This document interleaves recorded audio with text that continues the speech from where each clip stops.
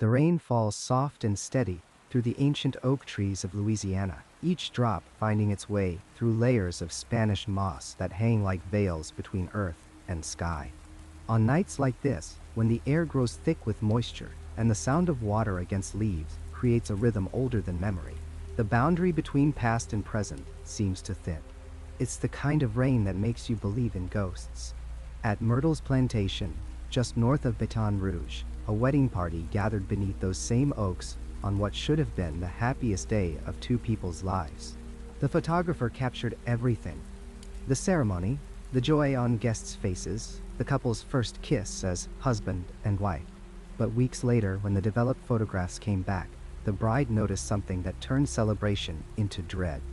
There, standing directly between her and her new husband in their formal portrait, was a young woman in a green turban. Her face was clearly visible, her expression serene, almost knowing. The bride checked with every single guest. She called relatives, contacted distant cousins, tracked down plus ones. Nobody recognized the woman. More disturbing still, nobody remembered seeing her at the wedding at all. This wasn't the first time something inexplicable had appeared in a photograph at Myrtles Plantation, and it certainly wouldn't be the last. The house has earned its reputation as America's most haunted home, a place where 12 murders have stained the floors with blood and tragedy. Visitors report phantom footsteps on the grand staircase, mirrors that show faces from another era, and a piano that plays by itself in the dead of night. But among all the spirits said to wander these halls, one name rises above the rest: Chloe Dowdall, the enslaved woman in the green turban, her story woven from poisoned birthday cake, children who died writhing in agony, an ear severed as punishment, and a hanging from those same rain-soaked oaks. For over 200 years, her vengeful ghost has terrified anyone brave enough to visit. But what if I told you that the most famous ghost at Myrtles Plantation never existed at all? Elise. The Spanish moss hangs like funeral shrouds in the Louisiana heat, and beneath its canopy stands a monument to contradiction. The Myrtles Plantation rises from soil that remembers everything, its elegant columns reaching toward redemption, while its foundations remain stained with sins that no amount of whitewash can ever cleanse. To understand the darkness that saturates this place, we must travel back to 1796, to a moment when history, desperation, and ambition converged on land that had already witnessed centuries of suffering. General David Bradford arrived in what was then Spanish Louisiana, not as a conquering hero, but as a fugitive. The Whiskey Rebellion had failed, and the man who had once commanded respect and wielded power now found himself running from the very government he had once served. President Washington had branded him a traitor, and the price on his head was substantial enough that he could never return to the nation he had helped build. So he fled south, beyond the reach of American law, into the uncertain frontier of Spanish territory, where questions about a man's past were considered impolite and often dangerous to ask. The land Bradford acquired stretched across 600 acres of what had been, until recently, Tunica tribal territory. The Tunica people had lived on this land for generations, their villages dotting the fertile banks of the Mississippi River, their agricultural knowledge shaping the very soil that Bradford would claim as his own.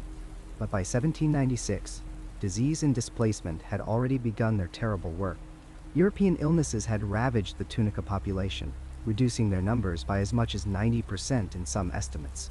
Those who remained had been pushed steadily westward, their presence on this land reduced to memories and the occasional artifact that would turn up when Bradford's slaves began digging foundations. The indigenous people knew things about this land that Bradford never learned. They knew which places were sacred, which streams ran cold even in summer, which spots in the forest fell silent when birds and insects sensed something older than themselves. They knew that some ground holds memory, that violence and suffering seep into soil like blood into cotton. But Bradford was interested in productivity, not spirituality. He saw fertile land, valuable timber, and the promise of wealth extracted through the institution that would define the plantation's legacy: slavery. The construction of what Bradford initially called Laurel Grove began in 1796 and continued for several years. Every brick, every board, every nail was placed by enslaved hands. The labor force that built this monument to antebellum grandeur remains largely anonymous to history. We do not know most of their names. We do not know which skilled carpenter carved the intricate woodwork, which blacksmith forged the iron hinges, which mason laid the foundation stones that still support the structure more than 2 centuries later. History recorded Bradford's name, but the people who actually built the plantation exist in records only as numbers in an inventory, valued alongside livestock and farming equipment. The architecture that emerged from this coerced labor was designed to inspire awe. The main house stretched across 4,500 square feet, its footprint declaring permanence and prosperity. But the defining feature, the element that would become the plantation's signature, was the veranda. 125 feet of covered gallery wrapped around the exterior, its cast iron railings creating delicate shadows that danced across the wooden planks as the sun moved overhead. The ironwork itself was an artistic achievement, its patterns incorporating local flora in designs that seemed to capture the Louisiana landscape in metal. Roses, vines, and leaves intertwined in repeating patterns that were both beautiful and binding. Ornate cages that decorated the very structure built on captivity. Inside, French crystal chandeliers cast fragmented light across rooms designed for entertaining and impressing visitors.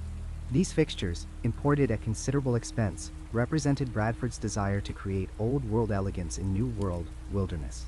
The crystals caught sunlight during the day and candlelight at night, scattering rainbow fragments across walls and ceilings, creating an atmosphere of refined luxury that stood in stark contrast to the slave quarters that stood beyond the main house's sightlines. The plantation operated with the brutal efficiency that characterized all such enterprises. While Bradford and his family enjoyed the comfort of hand-carved furniture and imported wallpaper, enslaved people worked from dawn until long after dusk, their labor extracting wealth from soil their own hands had tilled. Cotton and indigo were the primary crops, both labor-intensive, both profitable, both dependent on a system that treated human beings as renewable resources to be worked until they could work no more. Bradford lived on the plantation until his death in 1808, never receiving the pardon he sought. He died in exile, his grand house a beautiful prison of his own making. The property passed through several owners before 1817, when it came into the possession of Clark Woodruff, a man whose name would become inextricably linked with the plantation's most famous legend.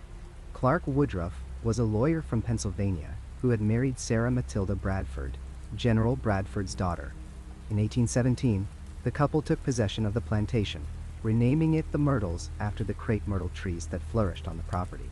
Sarah Matilda had grown up on this land, and now she returned as its mistress, bringing with her a young family that would grow to include 3 children, Cornelia Gale, James, and Mary Octavia. The Woodruffs expanded both the house and its operations.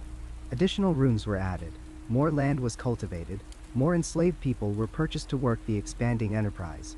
By the 1820s, the Myrtles was home to dozens of enslaved individuals whose names appear in ledgers and tax records, but whose stories remain largely unrecorded. These men, women, and children built the wealth that allowed the Woodruff family to prosper. They cleared fields, planted crops, harvested cotton, cooked meals, cleaned rooms, tended children, and performed the thousands of daily tasks that kept the plantation functioning. Among this enslaved population, according to legend, was a woman named Chloe. The historical record does not definitively confirm her existence. No bill of sale survives bearing her name, no census record lists her among the plantation's human property. Yet her story has become the most famous element of the Myrtles' haunted reputation, a tale that blends possible truth with embellishment, that speaks to the power dynamics and potential violence that defined plantation life. Life at the Myrtles during the Woodruff era presented a facade of genteel Southern culture. The family hosted elaborate dinner parties where conversations ranged across politics, literature, and society, while enslaved people served courses prepared in the outdoor kitchen.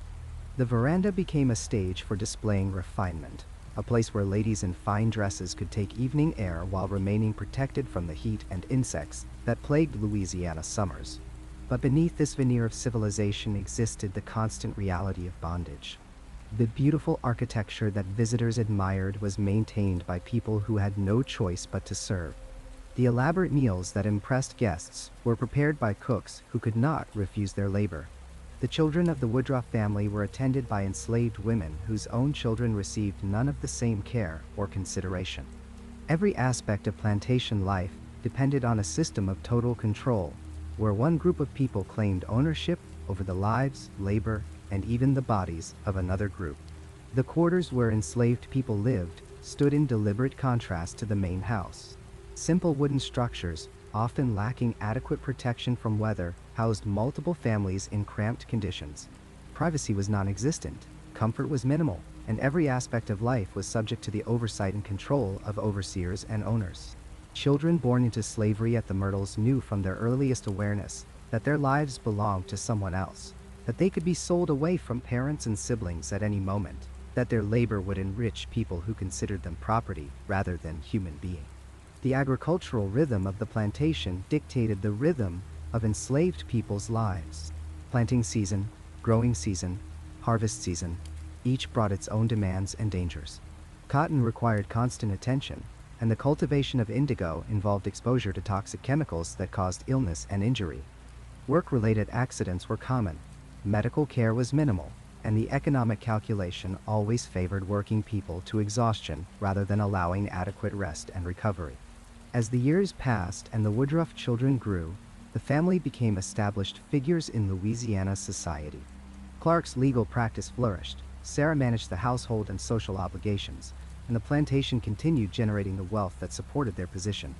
To visitors, to neighbors, to anyone viewing the property from a distance, the Myrtles represented success, culture, and the supposed grace of antebellum Southern life.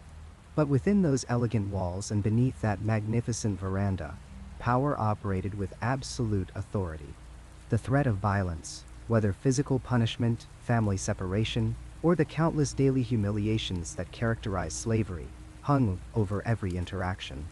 The enslaved people who maintained the Myrtles' beauty did so under coercion, their labor extracted through a system that denied their humanity while depending entirely on their skill and endurance. The land itself bore witness to all of this. The soil that had known tunica cultivation now felt the weight of cotton rows planted by enslaved hands. The trees that predated European arrival cast shade over people who had no choice about where they stood or what they did. And the house, with its beautiful veranda and crystal chandeliers, rose from foundations built on displacement, theft, and the commodification of human life. This was the world of the Myrtles Plantation in its antebellum heyday, a place where architectural beauty masked institutional brutality, where the accumulation of wealth depended on the systematic denial of freedom. The ghosts that would later be reported wandering these halls, if they exist at all, walk through rooms built by people who were never free to leave them. The story of Chloe begins in the shadowed corridors of the Myrtles Plantation, where the line between servant and property blurred into something far more troubling. In the years leading up to the 1820s, enslaved people worked the grounds and inhabited the hidden spaces of the Grand Louisiana estate, moving through rooms where their labor sustained a lifestyle built on brutality and exploitation. Among these souls was a young woman remembered now, only by a name that may or may not have been her true one, Chloe Dadowaitun. She worked inside the main house, not in the fields under the merciless sun, but in the intimate quarters where the Woodruff family lived their daily lives.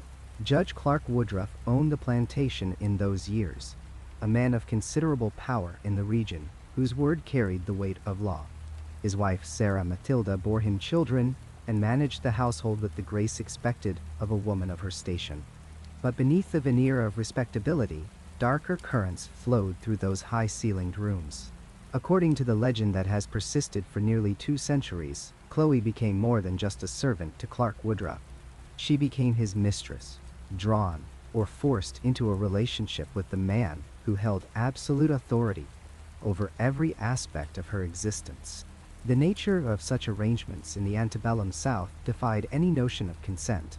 How does one agree to anything when the alternative might be sale, separation from family, or assignment to the brutal labor of the field? The power imbalance rendered the very concept of choice meaningless. Chloe existed in a precarious position, elevated slightly above her fellow enslaved people, yet utterly dependent on the continued favor of a man whose attention could shift as easily as the wind. And shift it did. Some versions of the tale claim that Clark Woodruff grew tired of Chloe, that his interest waned as it often did among men of privilege who viewed human beings as objects for their temporary amusement. Sensing her declining status, Chloe allegedly developed a desperate habit. She began to eavesdrop on private conversations between Clark and Sarah Matilda, pressing her ear to doors and lingering in hallways, straining to catch whispered discussions that might reveal whether she would soon be cast out of the house entirely. Perhaps she hoped to learn of plans before they were enacted, to somehow position herself to remain indispensable. Perhaps she simply needed to know what fate awaited her in a world where she controlled nothing. One evening, her luck ran out. Clark Woodruff discovered her with her ear pressed against the door of a room where he conducted private business or intimate conversations. The specifics vary with each telling, but the punishment remains consistent across every version of the story. In a rage, or perhaps as a calculated act of control disguised as justice, Woodruff ordered that Chloe's left ear be cut from her head. Mutilation as punishment was not uncommon in the brutal economy of enslavement, a visible marking that served as both retribution and warning. The physical pain would have been excruciating, but the psychological trauma ran deeper still. She was marked now, disfigured, her body bearing permanent evidence of her transgression for anyone to see. To hide her severed ear and the scarred tissue left behind, Chloe began wearing a green turban wrapped tightly around her head. The fabric concealed her disfigurement, but it also marked her as different, as someone who had fallen from whatever small grace she once possessed. Imagine the daily reminder of that cloth binding, the constant presence of concealment, the knowledge that beneath the carefully wrapped layers lay evidence of her powerlessness. The green turban became her defining characteristic, the detail that would echo through centuries of retelling, until it became impossible to speak of Chloe without mentioning that specific article of cloth. But the story does not end with punishment and concealment. What follows descends into tragedy of almost incomprehensible proportions. According to legend, Chloe desperately sought a way to restore herself to the Woodruff family's good graces, to prove her value and secure her position within the house. She formulated a plan that reveals either the depth of her desperation or the distorted logic that emerges from living under constant threat. She would make the Woodruff children sick, only mildly ill, and then she would nurse them back to health with such devoted care that the family would once again recognize her worth. She would become their savior, the one who restored their children when illness struck. They would need her, and in that need, she would find safety. To execute this plan, Chloe turned to the natural resources that surrounded the plantation. The oleander bushes that grew on the property produced beautiful flowers, delicate blooms of pink and white that adorned the grounds with deceptive innocence.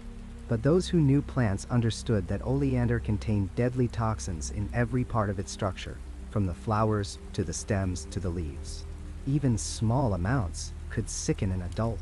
Larger doses proved fatal with grim efficiency. The poison interfered with the heart's electrical signals, causing irregular rhythms, nausea, confusion, and if enough entered the body, complete cardiac failure. The occasion Chloe chose was a birthday celebration for one of the Woodruff children. She would bake a cake, a special treat that would mark the day with sweetness and joy. But into the batter she mixed finely chopped oleander leaves, grinding them small enough that they would disappear into the mixture, invisible to the eye and disguised by the rich flavors of butter and sugar. She calculated what she believed to be a mild dose, enough to induce stomach upset and perhaps a fever, but nothing life-threatening. She was not a poisoner by training, not someone versed in toxicology or medicinal dosing. She was an enslaved woman working with crude measurements and desperate hope, handling one of nature's most unforgiving toxins. The cake was served. The family gathered to celebrate, and the children ate slice after slice of the poisoned confection. Sarah Matilda Woodruff, the mistress of the house, also consumed the cake. What Chloe had not accounted for, what she could not have known with certainty, was the precise threshold between illness and death when dealing with oleander. The amount that might sicken could easily tip into the amount that killed, especially in smaller bodies, in children whose systems could not process and eliminate the toxins as efficiently as an adult's might. The symptoms began within hours. Nausea struck first, followed by vomiting and severe abdominal pain. The children cried out in distress as their bodies fought against the poison coursing through their bloodstreams. Confusion set in. their young minds unable to comprehend the sensations overwhelming them. Their heartbeats became irregular, racing and then slowing in patterns that presaged catastrophe. And then, one by one, they began to die. Sarah Matilda Woodruff succumbed to the poison, her system unable to overcome the cardiac disruption caused by the oleander. 2 of her daughters followed, their small bodies shutting down despite any efforts to save them. The legend names them as Cornelia and James, though the inclusion of James as a daughter's name creates a historical inconsistency that highlights how these stories shift and merge over time, details becoming confused in the countless retellings. Imagine the horror that descended on the plantation house as the truth emerged. The birthday celebration transformed into a death chamber, children dying in agony while their father watched helplessly. The cake, that symbol of joy and celebration, revealed itself as the vehicle of destruction. And Chloe, who had hoped to heal and restore, had instead delivered death to the innocent. Her desperate gamble had failed in the most catastrophic way imaginable. What happened next varies slightly depending on who tells the tale, but the broad strokes remain consistent. The enslaved community on the plantation faced a terrible dilemma. They knew that when such a tragedy occurred, white owners often did not limit their retribution to the guilty party alone. Collective punishment was common, a way of ensuring that the enslaved population policed itself. That fear would prevent future transgressions. If Chloe's actions became known, every enslaved person on the property might face brutal consequences. Families could be torn apart, sold to distant plantations. Physical punishment could be meted out indiscriminately. The entire community hung in the balance. According to legend, the enslaved people made a grim decision. They would execute their own justice, eliminate the threat that Chloe now represented, and hoped that this would satisfy the demands for vengeance. They seized Chloe and brought her to one of the massive oak trees that dotted the plantation grounds, those ancient spreading giants with branches strong enough to bear terrible weight. They fashioned a rope into a noose and hanged her from one of those branches, watching as her life ended in a death that mirrored the lynchings that would terrorize black communities for generations to come. But this time, it was the enslaved community itself enacting the violence, trapped in a system so brutal that it forced them to become executioners to protect themselves. Even death was not the end of Chloe's story. The legend continues that after her hanging, her body was cut down and carried to the Mississippi River, that great artery of commerce and transportation that flowed not far from the plantation grounds. Her corpse was thrown into the muddy waters, left to be carried away by the current, to sink into the depths or wash up on some distant shore where no one would know her name or her story. The river swallowed her body as the earth had consumed her hopes, leaving no grave, no marker, no place for remembrance. She simply disappeared into the water, erased from the physical world even as her story began its long journey through time. This is the legend of Chloe as it has been told and retold at the Myrtles Plantation for nearly 200 years. Visitors hear this tale during tours, standing in rooms where the poison cake was allegedly served, walking grounds where the hanging supposedly took place. The story contains all the elements that make for compelling Gothic horror: forbidden relationships, brutal punishment, desperate schemes, poisoned innocence, and violent retribution. It speaks to fears about those we allow into our intimate spaces, about the dangers that might lurk behind trusted faces. It explores the corrosive effects of a system built on dehumanization, showing how slavery twisted human relationships into something monstrous, forcing people into roles as victims, perpetrators, and executioners all at once. But as we will explore, the power of this legend lies not necessarily in its historical accuracy, but in what it reveals about how we construct ghost stories from the traumas of the past, and why certain narratives persist while others fade into forgotten silence.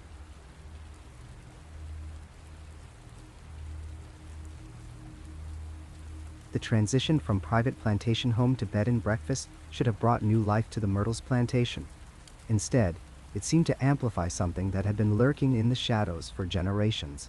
When the doors opened to overnight guests in the late 1970s, the stories that had been whispered among locals for decades suddenly found validation in the experiences of strangers who knew nothing of the property's dark reputation. These weren't people primed for ghost stories. They were travelers seeking a unique historic accommodation, families on vacation, couples looking for a romantic getaway in Louisiana's antebellum architecture. What they encountered instead would transform the Myrtles into one of America's most documented haunted locations, not through legend or hearsay, but through the accumulated testimony of hundreds of witnesses who saw things they couldn't explain. The veranda became ground zero for the most frequent and photographed phenomenon. This long, elegant porch stretching across the front of the house was designed for hot Louisiana evenings, a place where plantation families once took their leisure in whatever breeze might stir the humid air. Now it serves as a stage for something that refuses to leave. Guests checking in during daylight hours often remark on the beauty of the space, the ornate ironwork, the view across the ground. Then someone glances at their phone or camera and sees something that wasn't visible to the naked eye just moments before.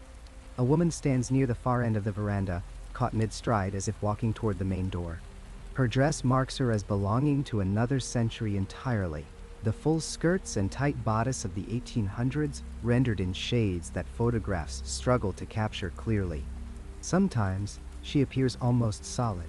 Other times she's transparent, the railing visible through her form. What disturbs witnesses most isn't the apparition itself, but what happens when they lower the camera to look with their own eyes. The veranda stands empty. The woman they just photographed has vanished, without the sound of footsteps, without a door opening or closing, without any rational explanation for where she went. When they raise the camera again, frantically trying to recapture what they saw, she's gone from the viewfinder too. Only the photo remains as evidence, and even that evidence feels unreliable, as if the camera captured something that exists between states of being. The pattern repeats itself with such frequency that staff stopped being surprised when guests rushed to the front desk, phones extended, demanding to know who the woman in period costume is and why she disappeared. There is no woman in period costume. There is no reenactor employed by the property.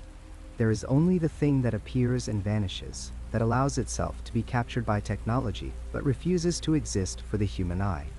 Inside the house, mirrors became portals to something equally unsettling. The Myrtles contains numerous mirrors, as any grand home of its era would. Large gilded frames reflect the ornate interiors, the crystal chandeliers, the fine furnishings carefully preserved or restored to period accuracy.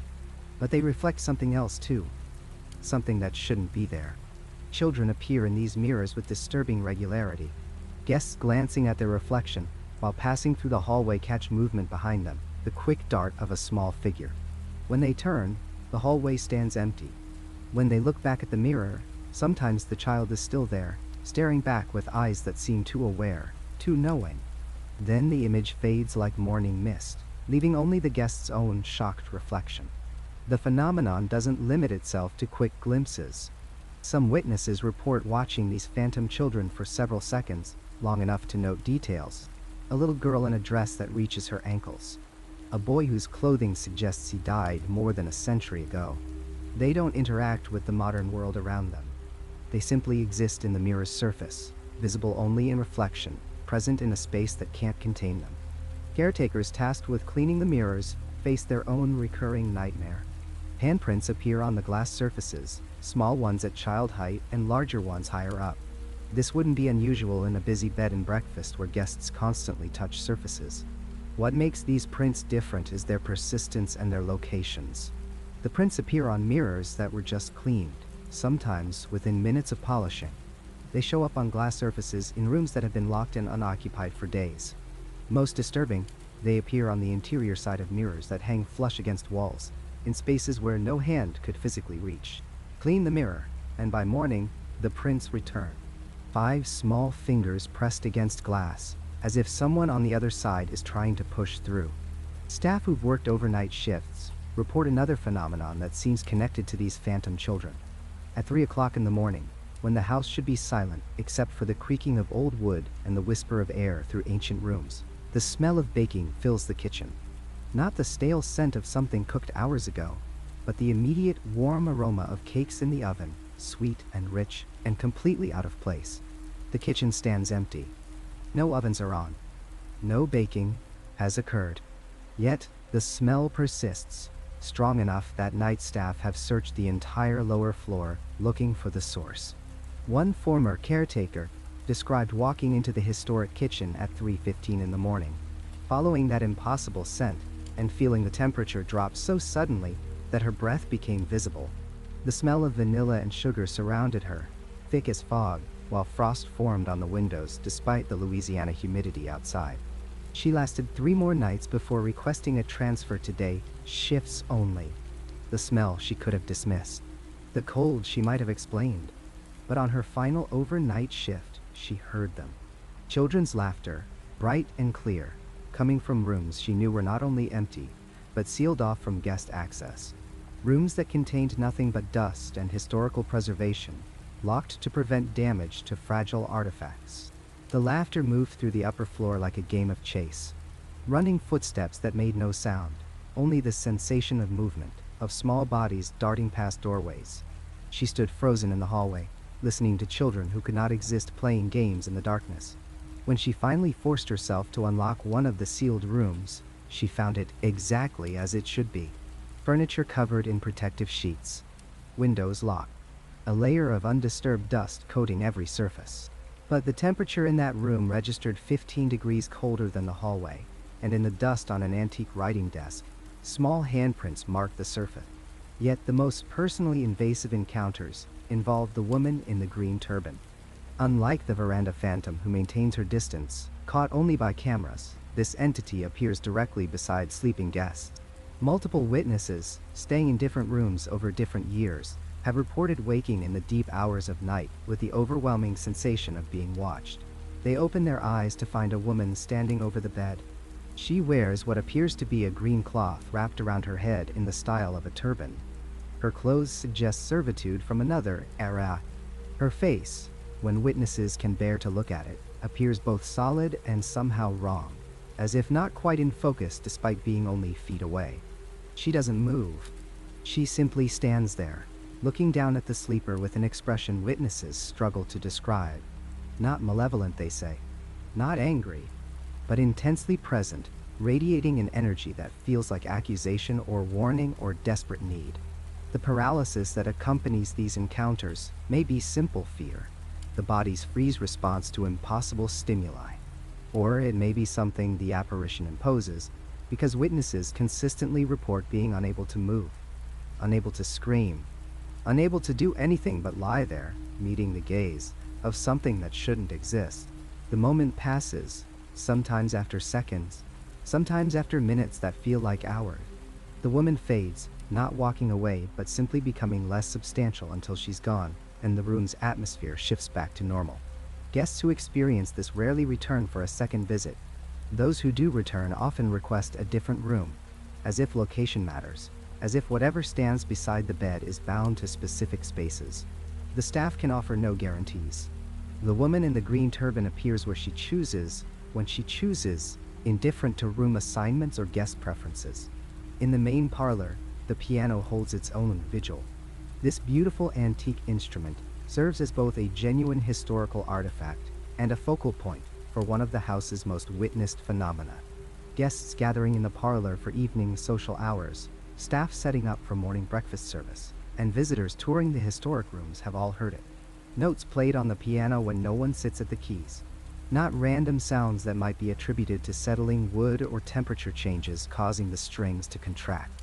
Actual melodies. Simple tunes, the kind a child might pick out while learning to play. Sometimes just a scale, played slowly, each note deliberate. Other times, a recognizable melody from the 1800s. Songs that were popular when the house was young. Witnesses describe watching the keys depress as if invisible fingers pressed them. The hammers inside the instrument move, striking strings in proper sequence. The music comes from the piano itself, not from any external source, not from any speaker or recording device. Staff have recorded the phenomenon multiple times, documenting notes played in empty rooms, melodies emerging from an instrument no one is touching. Above the parlor, the crystallized chandelier adds its own contribution to the unexplained. This magnificent piece, with its hundreds of crystals catching and reflecting light, hangs from a medallion in the ceiling. Under normal circumstances, it would remain still unless disturbed by air current, earthquake, or direct contact. At the Myrtles, normal circumstances don't seem to apply. The chandelier swings with no discernible cause. Not the gentle rotation that might suggest air conditioning or an open window. a deliberate back and forth motion, as if someone has reached up and pushed it into pendulum movement. This happens in closed rooms with no air circulation. It happens when doors and windows are locked, when the climate control is off, when every rational explanation has been eliminated. Staff and guests have watched the crystals begin to sway, slowly at first, then with increasing amplitude. The metal frame creaks softly as it moves, and the crystals chime against each other, creating a delicate music that fills the room. Sometimes the movement continues for minutes. Other times it stops as abruptly as it started, the chandelier settling back into perfect stillness as if nothing occurred. What transforms these individual phenomena from curiosity to genuine unease is their accumulation. A single strange occurrence might be dismissed. A photograph that captures something odd, a smell with no source, a cold spot in one room. But the Myrtles doesn't offer single occurrences. It offers layered experiences, multiple witnesses reporting the same phenomena across decades. Patterns that repeat with such consistency that they become expected rather than exceptional. The bed and breakfast doesn't hide from its reputation anymore. The hauntings have become part of the draw, ghost tours and paranormal investigations now woven into the property's identity. But the commercial aspect doesn't diminish the genuine strangeness that continues to manifest. The woman on the veranda still appears in photographs. The children still laugh in sealed rooms at 3 in the morning. The handprints still materialize on freshly cleaned mirrors. The woman in the green turban still stands over sleeping guests, her presence a weight in the darkness. These modern encounters suggest that whatever energies or entities exist at the Myrtles, they aren't fading with time.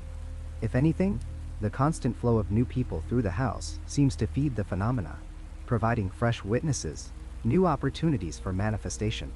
The dead, if that's what they are, appear to have adapted to their role as permanent residents of a space that now belongs to the living only during daylight hours.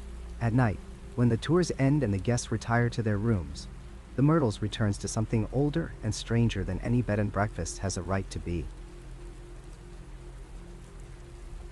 The official records state that 2 young girls died at Myrtles Plantation in 1824, victims of poisoning by oleander, their small bodies racked with convulsions and fever as the toxin worked through their systems.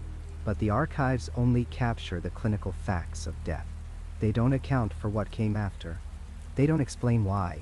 Nearly 2 centuries later, visitors to the plantation still report encounters with 2 children who refuse to leave the place where they drew their final breaths.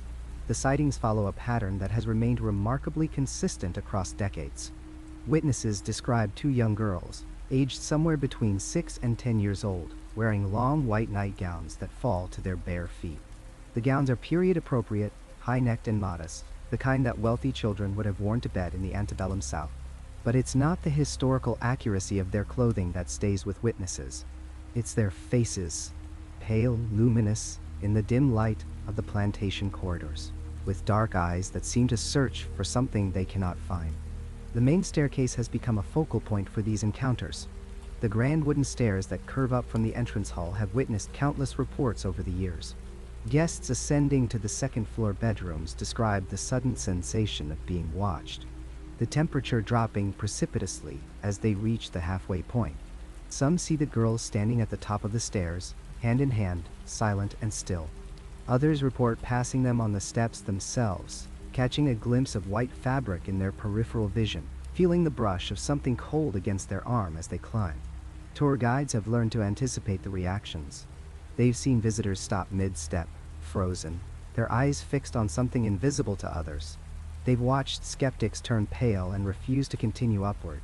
One guide, who worked at the plantation for 15 years before finally leaving in 2012, later admitted that she herself had encountered the children 3 separate times. The last occurrence, she said, was what prompted her resignation. She'd been closing up for the night, doing a final walkthrough of the upper floor, when she heard the distinct sound of children's laughter coming from the bedroom at the end of the hall. When she opened the door, the laughter stopped immediately. The room was empty, but the antique toys displayed on a shelf near the window had been moved, arranged in a circle on the floor as if mid-play. That bedroom, believed to be where the children died, generates more paranormal reports than any other space in the house. The room has been preserved with period furnishings, a small brass bed with a warm quilt, a rocking chair in the corner, dolls and toys arranged on shelves. But something about the space feels wrong to many visitors. They describe an oppressive atmosphere, a heaviness in the air that makes breathing difficult. Some refuse to enter at all, standing in the doorway with an inexplicable dread washing over them. Those who do venture inside often report physical sensations that defy explanation. A woman from Michigan visited the plantation in 2007 with her husband and teenage daughter. She described what happened when they entered the children's bedroom during their tour. The temperature was noticeably colder than the rest of the house, cold enough that she could see her breath. As she stood near the bed, she felt what she described as tiny fingers wrapping around her hand. The sensation was so real, so undeniable, that she looked down expecting to see a child standing beside her. There was nothing there, but the feeling persisted for several seconds, a small hand holding hers with desperate urgency before finally releasing its grip. Other guests have woken in the night if they're brave enough or uninformed enough to book one of the rooms available for overnight stays. They describe the sensation of small hands touching their faces, gentle but insistent, as if a child is trying to wake them. One man, a businessman from Texas who stayed in a second-floor bedroom in 2015, reported being roused from sleep by the feeling of someone sitting on the edge of his bed. When he opened his eyes, he saw the silhouette of a small figure in a white gown, visible against the moonlight filtering through the window. Before he could react, before he could even process what he was seeing, the figure vanished. But perhaps the most disturbing reports involved the voice. Dozens of visitors over the years have heard the same question, asked in the high, clear voice of a young girl. "Where's my mother?" The question comes from empty rooms, from dark corners, from the space just behind your shoulder when you're standing alone in a corridor. The desperation in that childish voice, the confusion and fear, cuts through the historical distance. This isn't a residual haunting, a mere echo of past events playing on loop. This is interactive. This is a child, or something that once was a child, still searching for comfort that will never come. A photographer working on a book about historic southern plantations experienced something that challenged his skepticism during a visit in 2009. He was documenting the interior architecture, moving through the rooms with his professional camera equipment. Everything functioned perfectly until he entered the children's bedroom. When he pointed his camera toward the corner near the window, the equipment malfunctioned completely. The camera would not focus, the shutter would not release, the screen flickered with static. He checked all his settings, changed batteries, even tried a different camera body. Nothing worked, but only when aimed at that specific corner. Frustrated, he set down his camera and stood quietly in the room, trying to determine if there was some logical explanation, some electromagnetic interference that might explain the malfunction. That's when he heard them. Children's voices, faint but unmistakable, coming from the corner where his camera had failed. He couldn't make out words, just the soft murmur of conversation. The kind of whispered exchange children have when they're playing together and don't want adults to hear. He grabbed his audio recorder, hands shaking as he hit the record button. The voices stopped immediately. Later, when he reviewed the recording, there was nothing but silence and the sound of his own breathing. Paranormal investigation teams have made the plantation a frequent subject of their research, drawn by the consistent reports and the tragic history. One team arrived in 2011 during the summer storm season, hoping to document evidence during the kind of atmospheric conditions that some researchers believe amplify paranormal activity. They set up recording equipment throughout the house, electromagnetic field detectors, infrared cameras, audio recorders designed to capture electronic voice phenomena, sounds beyond the range of normal human hearing that only become apparent on playback. They conducted their investigation during a powerful thunderstorm, the kind that makes the old plantation house shake with each thunderclap. The team's leader later described the experience as the most intense investigation of his career. The EMF detectors spiked repeatedly in the children's bedroom, registering electromagnetic fluctuations that had no apparent source. The temperature dropped so dramatically that their infrared cameras showed a cold spot hovering near the brass bed, a dark blue mass on the thermal imaging that moved and shifted as they watched. But it was the audio evidence that proved most compelling. When they reviewed their recordings the following day, they found clear examples of electronic voice phenomena. The sounds of children crying, soft and heartbroken, layered beneath the thunder. Voices calling out, though the words were distorted and difficult to parse. The team's audio specialist isolated one segment, cleaning up the recording and amplifying the frequencies. What emerged was chilling.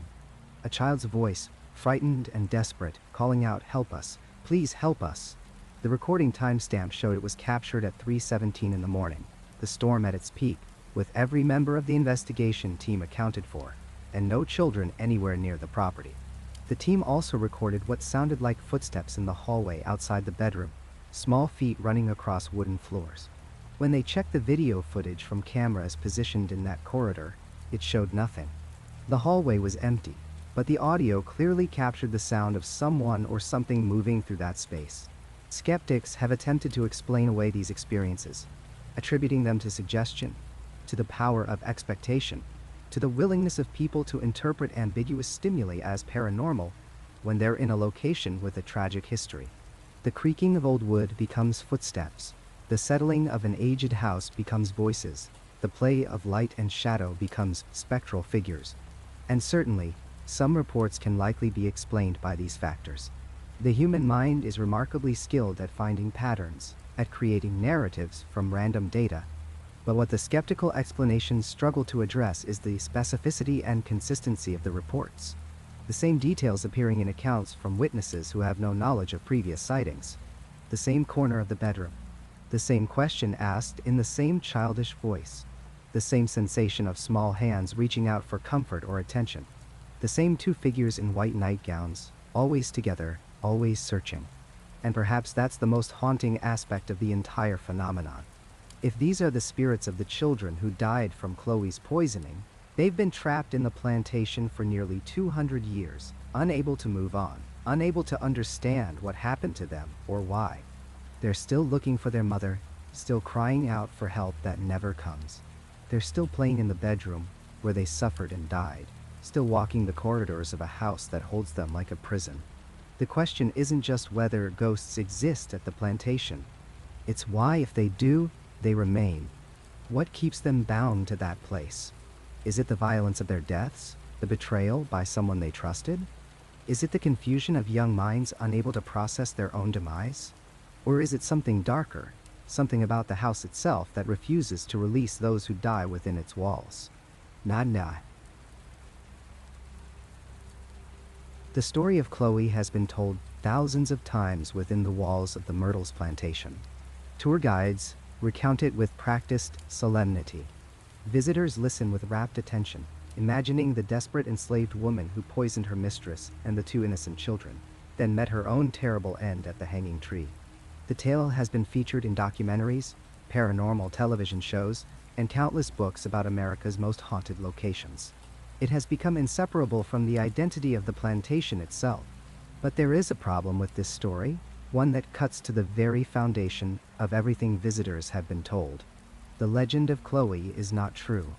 Not a single element of it can be verified through historical documentation. In fact, the evidence that does exist contradicts nearly every major claim of the narrative.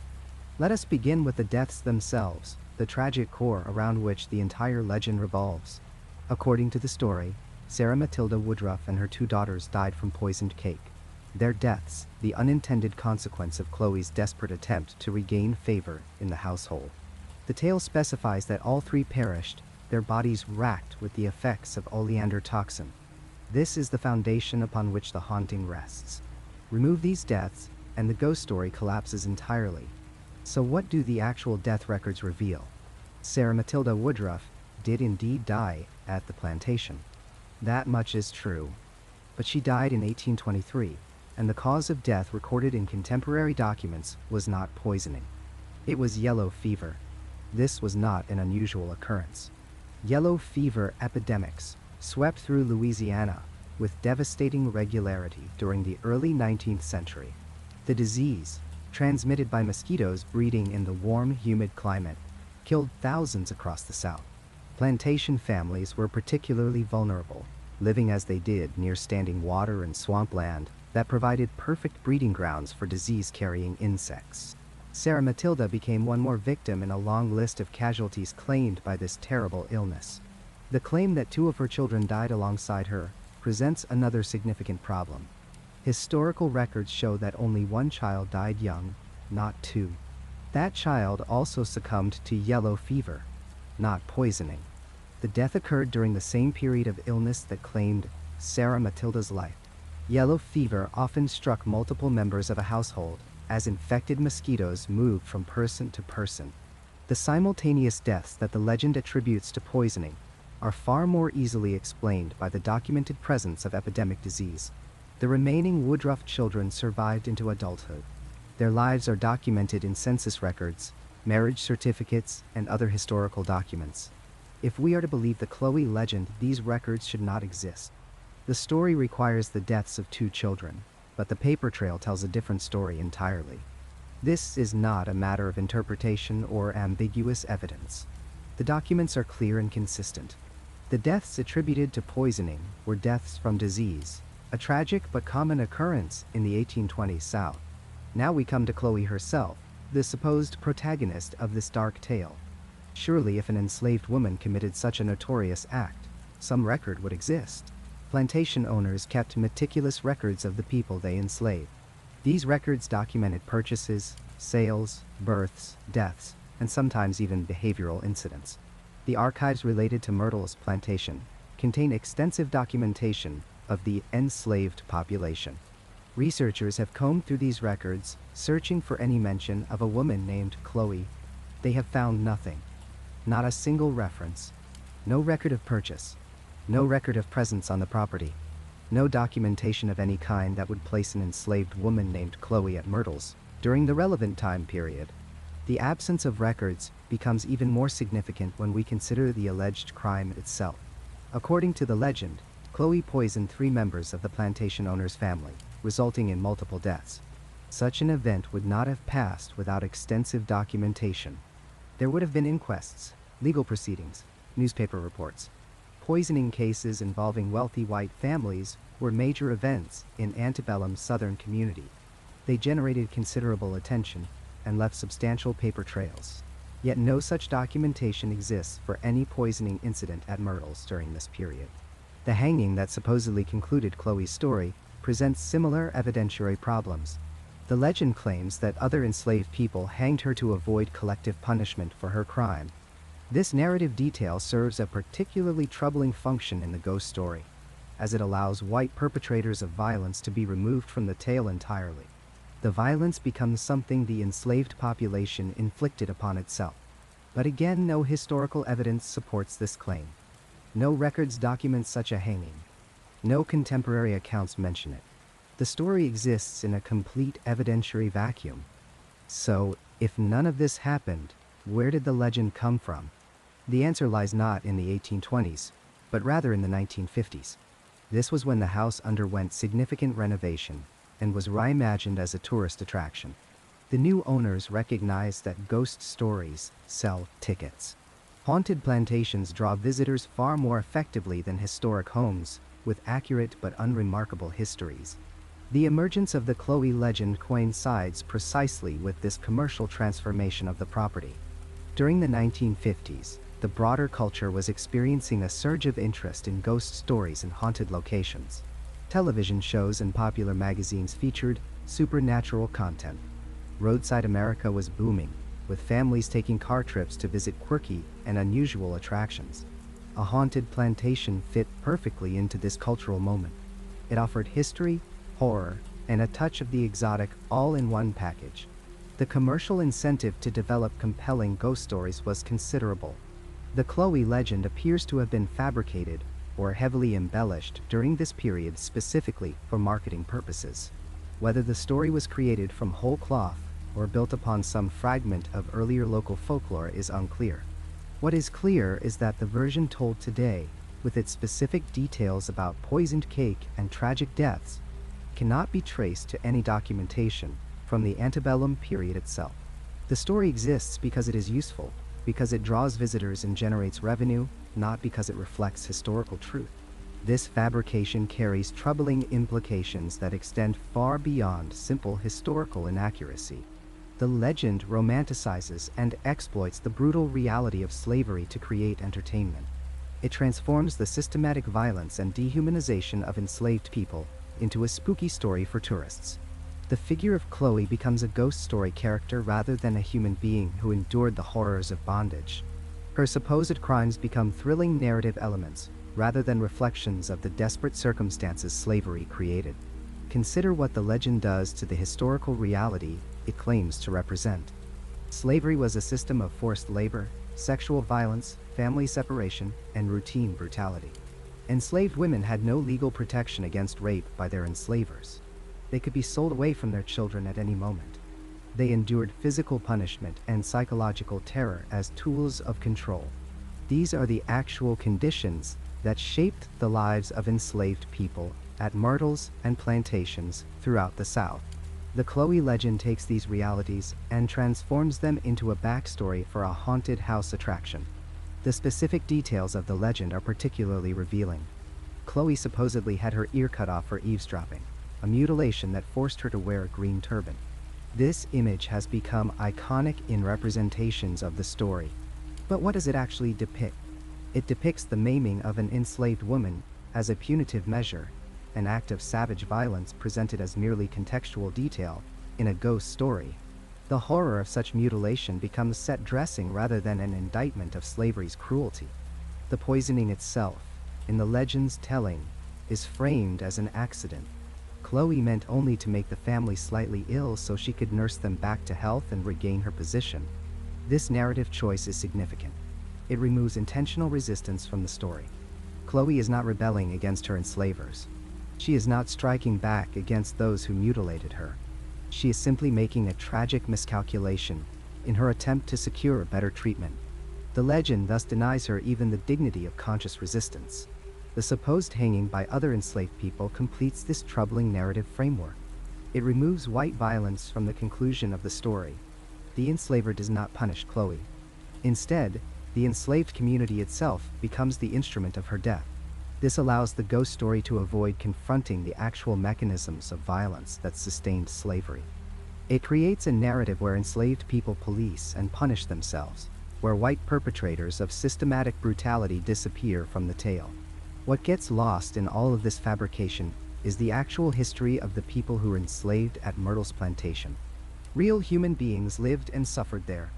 Their names, when they survive in records at all, are often listed simply as property in estate inventories. Their stories, their resistance, their survival, their family bonds and cultural practices, all of this gets displaced by a fabricated ghost story. The legend of Chloe draws all the attention, while the real history of slavery at the plantation remains largely unexamined. The yellow fever that actually killed Sarah Mathilda Woodruff and her child tells its own story about plantation life. The disease thrived in environments where standing water bred mosquitoes.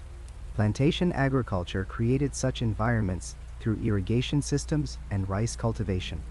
The wealthy plantation families had some ability to flee to cities during epidemic seasons, though Sarah Matilda evidently did not escape. Enslaved people had no such option. They remained on the land regardless of disease, their lives considered less valuable than the interrupted production that evacuation would cause. This is historical truth, unglamorous and deeply uncomfortable. The fabrication of the Chloe legend reveals how commercial interests can shape and distort historical memory. When profit depends on creating compelling narratives, truth becomes negotiable. The actual documented history of yellow fever deaths does not sell tickets as effectively as a story about poisoning and haunting. So the documented history gets set aside in favor of fabricated drama. This process is not unique to Myrtles Plantation.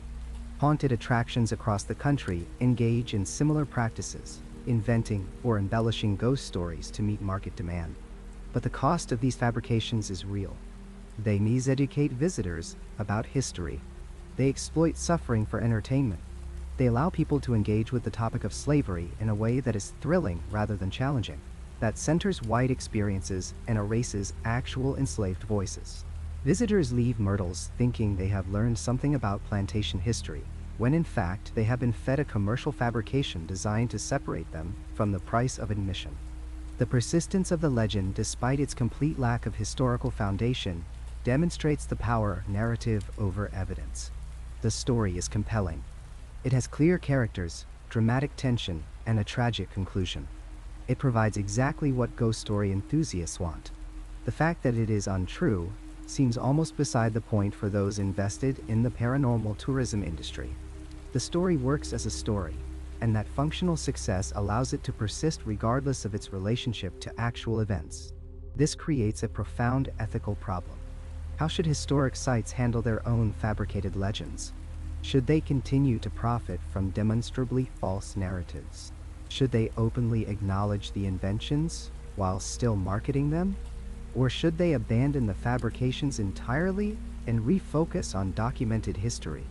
These questions have no easy answers, particularly when the economic viability of the property may depend on its reputation as a haunted location.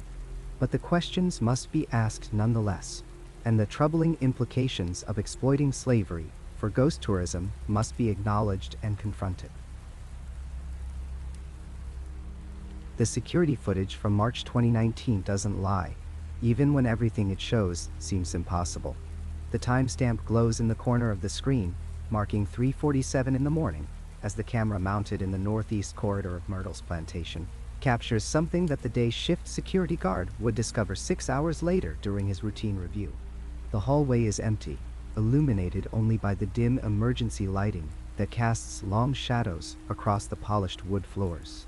Then, for exactly 43 seconds, a figure appears in the frame. She moves through the corridor with an unsettling fluidity, her form captured in grainy detail by the camera's night vision capability.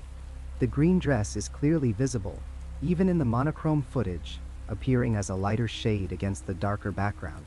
What makes the security team's blood run cold isn't just the presence of a figure where no one should be at that hour.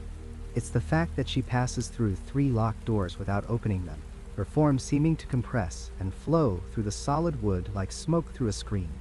The plantation manager who reviewed the footage describes watching it dozens of times, unable to shake the way the figure moves with purpose, as if searching for something or someone in rooms that have been empty for hours. The turban wrapped around her head is distinctive, clearly visible in the footage, matching descriptions that go back decades. But here's what sends chills down the spines of everyone who has studied this recording. The figure pauses at one point directly in front of a camera and appears to look up at it. For 3 full seconds, she stands motionless, her face obscured by shadows and the limitations of the recording equipment, before continuing her impossible journey through locked spaces. The security company that installed the system checked every camera, every wire, every digital recording device. They found no malfunction, no explanation for how a human form could appear on multiple cameras simultaneously while passing through spaces that were verified as secured and empty. The bride in August of 2020 had dreamed of her Myrtles Plantation wedding for 2 years. She had researched every detail, fallen in love with the antebellum architecture, the moss-draped oaks, the romantic atmosphere that drew couples from across the country. The ceremony itself was flawless, held under the ancient trees as the late afternoon sun filtered through Spanish moss. The reception filled the main rooms with laughter and music, with guests marveling at the historic surroundings. But shortly after 11 that evening, the bride excused herself to the bridal suite upstairs to freshen up before the final dances of the evening. The bridal suite overlooks the front grounds, a carefully restored room that maintains its 19th century elegance while providing modern comfort. The bride entered alone, her white gown rustling as she crossed to the antique mirror mounted above the dresser. She was touching up her makeup when she noticed something in the reflection behind her. At first, she would later tell investigators, she thought one of her bridesmaids had followed her upstairs. But the figure standing in the mirror's reflection wasn't wearing a bridesmaid's dress. It was a woman in green, with a turban wrapped around her head. The bride turned around quickly, expecting to see someone in costume, perhaps a plantation employee, adding to the ambiance. The room was empty.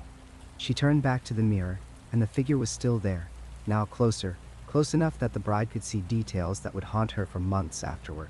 The woman's face was twisted in an expression of anguish or rage, impossible to determine which.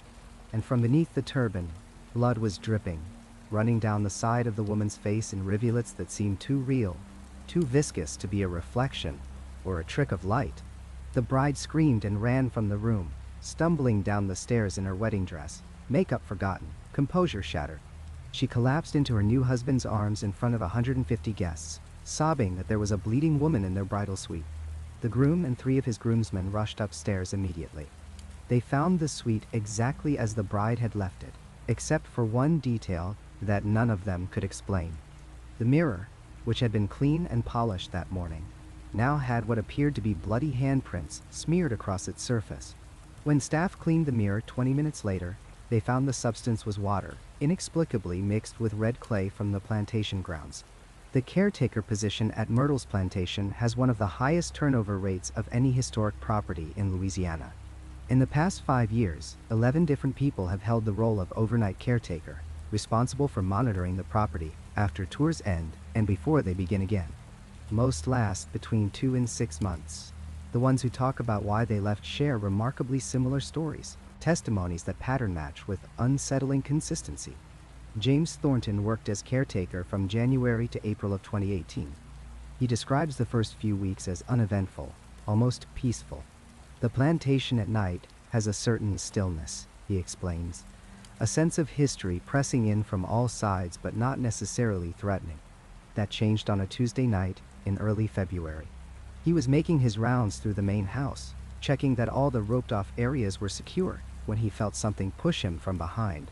The shove was forceful enough that he stumbled forward, catching himself on a doorframe. He turned around quickly, expecting to find an intruder or perhaps one of his co-workers playing a prank. The hallway was empty. The pushing continued over the following weeks. Sometimes, a light shove against his shoulder as he walked through narrow corridors. Other times a harder impact that sent him stumbling. He began to feel unwelcome in certain areas of the house, particularly near the old slave quarters that stand behind the main building.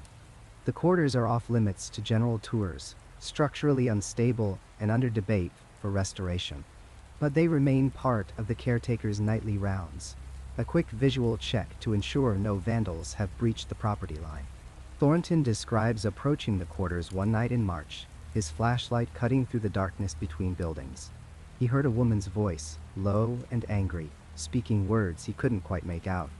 The voice seemed to come from inside the quarters, from rooms that should have been empty. He called out, identifying himself as security, warning that he was armed. The voice stopped. In the silence that followed, he heard footsteps, heavy and deliberate, moving through the interior of the building. They approached the door where he stood, came right up to the threshold, and stopped. Thornton's flashlight illuminated the doorway. Nothing was there, but he could hear breathing, ragged and furious, coming from the empty space directly in front of him. The scratches started after that. Thornton would wake up in his on-site quarters with long scratches down his arms or across his back, marks that looked like fingernails had raked across his skin while he slept. He installed a lock on his bedroom door. The scratches continued. On his last night at the plantation, he woke to find a figure standing at the foot of his bed, barely visible in the darkness. A woman, in what looked like a long dress or robe, something wrapped around her head. She leaned forward and he heard her voice clearly for the first time. "Get out," she whispered. "This isn't your place." He was gone by morning. His successor lasted 3 weeks. The caretaker after that made it almost 6 months before the same pattern of escalation drove her away. Pushing, scratching, whispered threats that grew more specific and more angry. One caretaker recorded audio on his phone during an encounter in the slave quarters. The recording captures his voice, nervous but steady, asking if anyone is present. Then a woman's voice responds, speaking words that sound like blood paid, and still here, and something that might be remember us before the recording fills with static. Paranormal investigator teams have been studying Myrtles Plantation since the 1970s, but the most intensive investigations occurred between 2015 and 2020. Dr. Sarah Mackenzie, who holds a doctorate in folklore and leads the Southern Hauntings Research Group, spent 4 separate week-long periods at the plantation conducting environmental monitoring and historical research. Her team's findings raise questions that go far beyond simple ghost stories or tourist attraction. The electromagnetic field readings near the slave quarters and around the oak tree at the eastern edge of the property show anomalies that Mackenzie describes as unprecedented in her 20-year career. Standard EMF meters measure electromagnetic radiation in the environment, which some researchers believe can indicate paranormal activity or at least unusual environmental conditions. Normal readings in historic buildings range from 0.5 to 2 milligauss. Near the slave quarters, Mackenzie's team recorded spikes reaching 68 milligauss, fluctuations that occurred without any apparent electrical source, and that patterned in ways that seemed almost responsive to human presence. The oak tree presents an even stranger case. Local legend identifies this tree as the location where Chloe was hanged, though as we know, the historical evidence for Chloe's existence is questionable at best. Yet the tree itself, estimated to be over 300 years old, sits at the center of the plantation's most intense paranormal activity. Mackenzie's team set up motion-activated cameras around the tree during their 2017 investigation. Over 7 nights, the cameras captured movement around the tree on 5 separate occasions.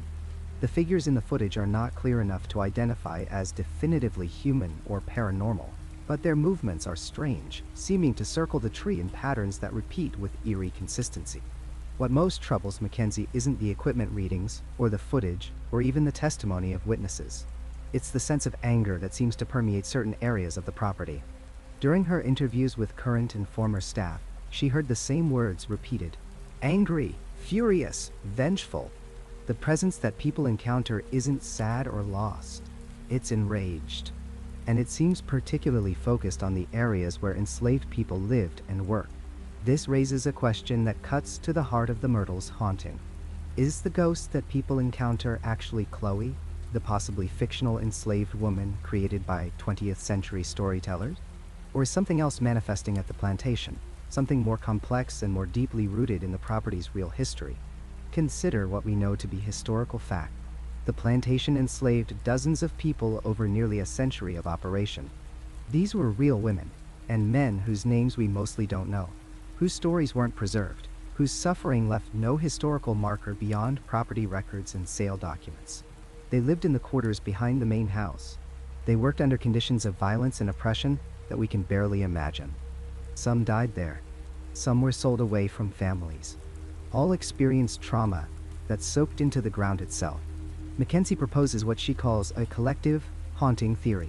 Instead of one ghost with one story, she suggests that places like Myrtles Plantation might harbor something more like an emotional residue, a psychic imprint left by multiple people who experienced similar trauma in the same location. The green dress, the turban, the specific appearance that people report might not be one woman, but rather a form that the collective trauma takes when it manifests. The angry presence that pushes and scratches and whispers threats isn't necessarily Chloe. It might be the accumulated rage of all the women who suffered there, finding expression through a cultural image that visitors can recognize and process. This would explain why the ghost seems to know things that the historical Chloe couldn't know, why she appears in areas that weren't built until after the supposed hanging, why her story has changed and evolved while her appearances remain consistent. The ghost isn't a person. It's a place trying to tell a story using whatever form observers can comprehend. The turban becomes a symbol, recognizable and specific, marking the figure as someone from the era of enslavement. The green dress creates visual consistency. But underneath the costume, so to speak, is something far more primal. Pain and rage that never found justice, never found peace, never found any resolution beyond being packaged into a tourist attraction. The question of what haunts Myrtles Plantation may be ultimately unanswerable, but perhaps the more important question is why it continues to manifest with such intensity, such anger, such apparent desperation to be acknowledged. The security footage, the bridal suite encounter, the caretakers fleeing in fear, all point to something that refuses to be ignored or dismissed. Whether it's one woman's ghost or the collective cry of many, the presence at Myrtles Plantation demands recognition. It pushes back against visitors who come seeking entertainment. It terrifies those who try to live and work on grounds where people once lived and died in bondage. And it continues, year after year, to make itself known in ways that no historical debunking can explain away. The rain falls differently at Myrtles Plantation. Visitors say it sounds heavier here, more insistent, as if the drops themselves carry weight beyond water. And on those rain-soaked Louisiana nights, something walks the halls. Something that wears a green turban and appears in mirrors. Something that hundreds of people have seen, photographed, and fled from in terror. But here is where the story fractures into something far stranger than a simple ghost tale. Chloe, The slave woman whose tragic legend has defined Myrtles for decades, most likely, never existed. Researchers have combed through plantation records, slave registries, and historical documents. They found no Chloe, no poisoning, no children dying from oleander-laced cake. The story that tour guides tell, that paranormal investigators chase, that brings thousands of guests each year, appears to be a fabrication, likely created in the 1980s to boost tourism. The legend worked brilliantly. Myrtles became one of America's most haunted houses, but the hauntings themselves never stopped to check whether their origin story was true, because something is still there. The phenomena continue, documented and ongoing. Guests check into the plantation hoping to see Chloe, and something appears to them. A woman in a green turban, a figure missing an ear. She stands in doorways. She materializes in mirrors. She appears in photographs as a misty form hovering near the staircase. Security cameras capture shadows moving through locked rooms. And always, she seems to be waiting, watching, seeking something that the living cannot provide. This creates a mystery far more compelling than any ghost story. If Chloe is a fabricated legend, who is the woman that hundreds have witnessed? Why do the phenomena match so perfectly with a story that never happened? How does a ghost emerge from a tale invented for tourism? These questions lead us into territory where belief and reality blur, where the house itself seems to respond to the stories told about it. Some researchers propose a disturbing theory. Could belief itself create a ghost? If enough people visit Myrtles expecting to see Chloe, wanting to encounter her, fearing her presence, does that collective consciousness somehow manifest something real? The turbaned woman might be a tulpa, a being created through focused thought and expectation. But this explanation feels incomplete, because the hauntings at Myrtles go deeper and darker than any modern legend. The plantation sits on Tunica burial grounds. Long before any mansion rose here, this land held the dead of the indigenous people who lived and died along these Louisiana riversides. What might stir beneath those floors has nothing to do with antebellum tragedy, and everything to do with something far older. Perhaps the turbaned woman represents not Chloe, but an older presence that has learned to wear the face that visitors expect. Something that has discovered the power of appearing as the ghost people came to see. And there is this haunting fact. 12 actual murders did occur on the property over 2 centuries. 12 real deaths, most forgotten, their stories untold, their victims unnamed in the tourist brochures. While everyone searches for fictional Chloe, 12 genuine tragedies remain unacknowledged. 12 spirits potentially unquiet, 12 real reasons for a house to hold darkness in its bone. The guests keep coming. They book the Fannie Williams room or the William Winter room. They walk the grounds at dusk. They stand before mirrors in candlelight, calling for Chloe, asking her to appear. And something does appear. Something in green. Something missing an ear. Something that stands over their beds in the darkest hours before dawn. The question that remains unanswered is whether they are seeing the ghost of a fabricated story, or whether they are finally glimpsing something that has always been there. Something that wears their expectations like a mask. Something that might be seeking justice for a story that was never truly heard.